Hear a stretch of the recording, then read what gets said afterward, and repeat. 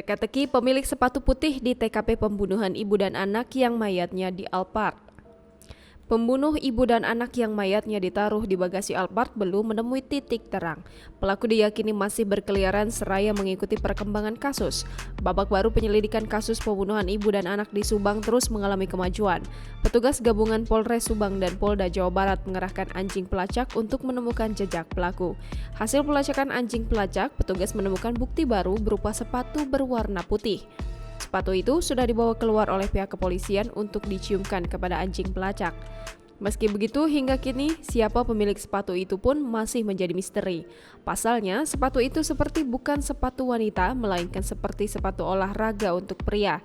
Selain itu, kepolisian pun sambil membawa anjing pelacak langsung menelusuri seluruh TKP. Tim kepolisian tampak mencari jejak alas kaki di sekitar rumah korban dan juga di kebun. Pasalnya diketahui terduga pelaku pembunuhan Tuti dan Amalia Mustika itu diduga sempat kabur ke kebun dekat rumah korban.